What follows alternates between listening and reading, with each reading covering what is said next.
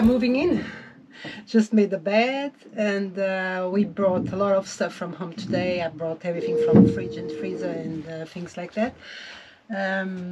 We've been praying for the taxi drivers to bring our bags, because we sold the van and we haven't had a time to buy a car yet, and it doesn't look like we're gonna have a time for the next week or so.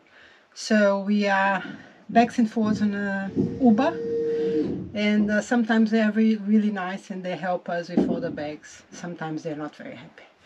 Yes, so we are moving in. We are sleeping tonight. That's the first night we're gonna sleep in.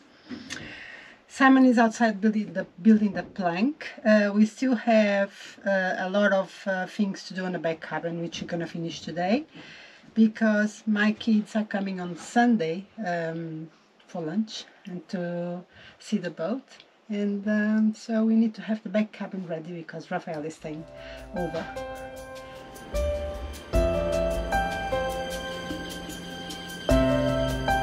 So this is it, the very first morning when we're going to take this boat out for the very first time.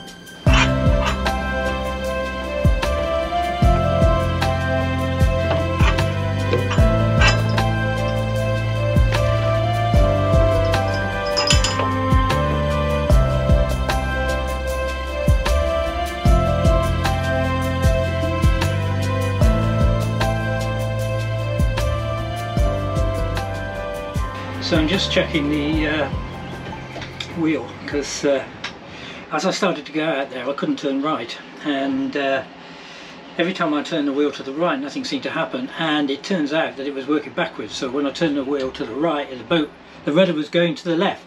So I've just turned the hydraulic cables round, and I'm just checking that it was a bit of a panicky one, that one, wasn't it?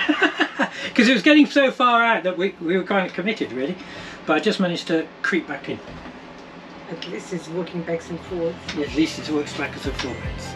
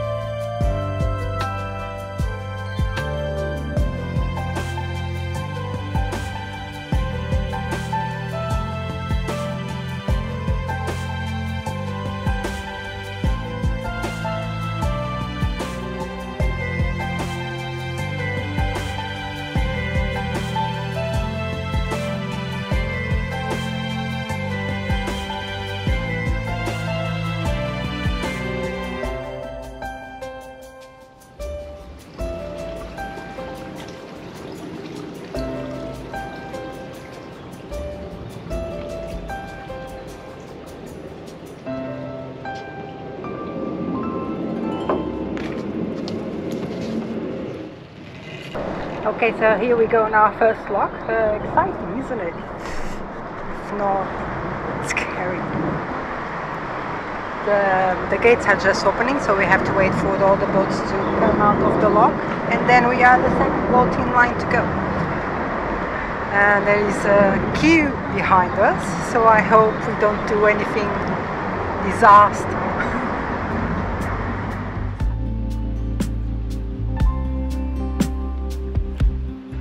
Romney Lock is right next door to the boatyard, where we fitted out the boat over the past year.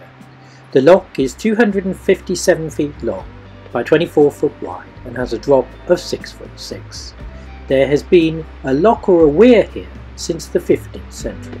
The current lock was built in 1979.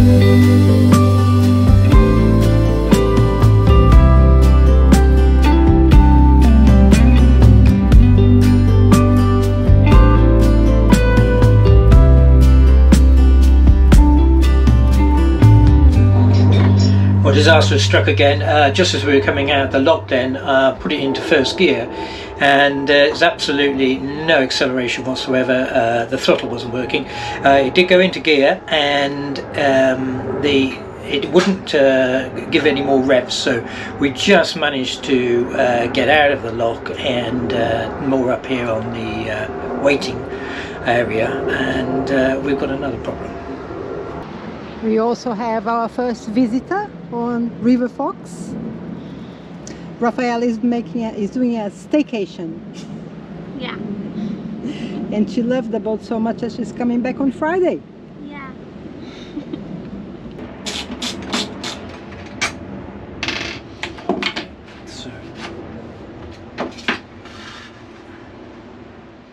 As you can see, the throttle cable has become disconnected from the throttle arm.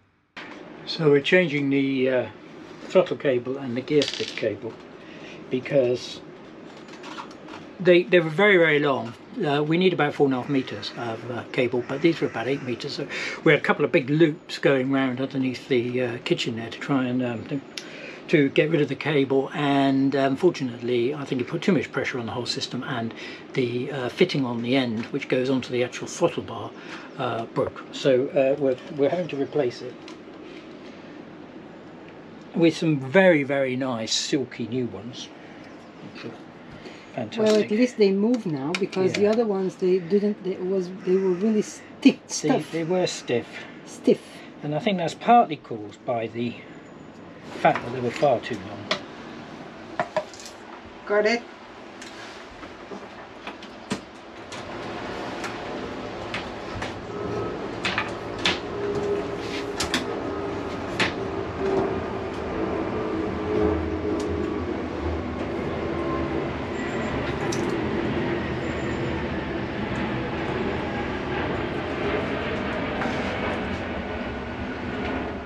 That tightens up on there. Not the best spanner to use, and we'll turn it over.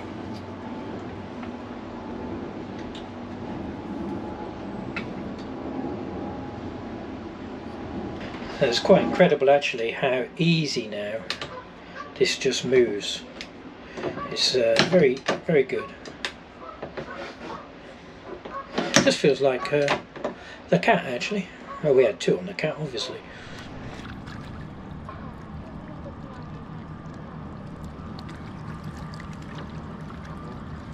It's been a very busy week, and we didn't get the cameras out very much, but what we have done is got rid of our propane oven because Carla really didn't like it, and we've got a new electric oven. Yeah, that's right, that's 240 volt electric oven. So, But he's just allowing me to have an electric oven because he has his batteries full.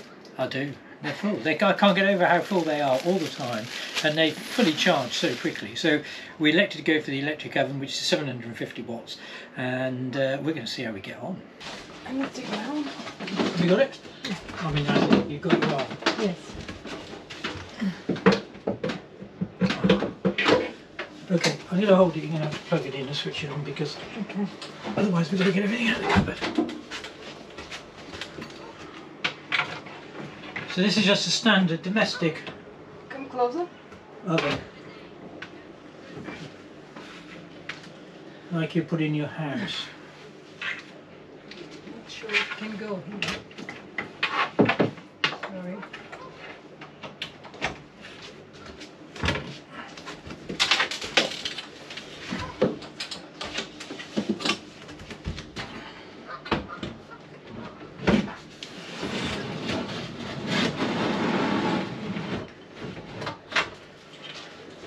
Doesn't look like it fits. Okay.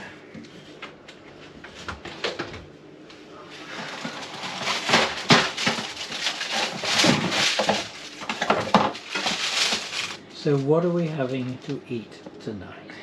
We're having crispy duck, which is not normal, but it's 8:30. We normally eat at 6. But we're trying the oven out. Yeah. Yeah. It's been a very complicated day. It has. But we are trying the oven out. We are trying the oven. And so far it's doing very well.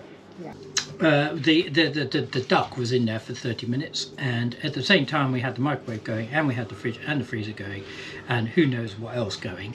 But actually it went down by 13%, and on top of my head I can't work that out, but it's 13% of 640 amp hour, which is the capacity, and I'll put it here after I've calculated that, which I reckon was pretty damn good, really. Yeah. And that oven was amazing. It was on for like 7 minutes at full blast, and then it just cut, and then it came on once, cut, and it was incredible. It's an eco. It's a very eco, obviously. Friendly. Yeah. Friendly. So we are here in Eton, on the Eton side of the bank of Windsor. So we actually just managed to come up the river through the lock for about a mile, roughly a mile. And we're spending a few days here. We've been trying to deal with a few issues on the boat, mostly leaks, and most of the leaks, to be fair, Jubilee clips. It's been the central heating system's been the worst one. Yeah, the central heating. Yeah, absolutely. But what we thought we'd tell you is a little bit about some of the safety features that we built into the boat. And just to sort of start with, we've got CO2 fire extinguishers in each cabin, saloon and pilot house. Yes. Just in case we have a little bit of a fire, which we're not expecting, obviously. We've obviously got bilge pumps, and automatic bilge pumps, so that if we do get any water in the bilges, that can be pumped out. We've got them at the front of the boat and also at the back, because there's kind of 2 walls between the engine room which separate it. Keep it separate. They are automatic and they can work manually too. As well, yeah. We've also got carbon monoxide detectors and smoke detectors. These are actually built into one unit, so we've got 3 of those. One in the saloon, one in the rear cabin, and one in the pilot house. Yeah. And then we have, what else we have? Then when we move on slightly to some of the sort of navigational type things, we've got our horn, which is very important. We chose a sort of classic car. I wanted to use yesterday, but Simon didn't want to, because it was a boat just going so slow under the bridge, and I thought it was quite dangerous, but Simon chose not to. In addition to that, we've got a loud hailer. A loud hailer? Now, we bought this when we were on the catamaran, just in case we had a conflict with some pirates in any particular area, but we thought we could blast them out, shout at them and scream at them. Yeah. But actually it's really useful for communicating with Carla if she's at the front of the boat, or vice versa. But also, if the lockmaster's shouting at you and you're still too far away really to be here, you can use it, which is actually a really useful tool. Yeah. Now, the other thing that we've bought is a smacker. Here you go, a smacker, which I show you.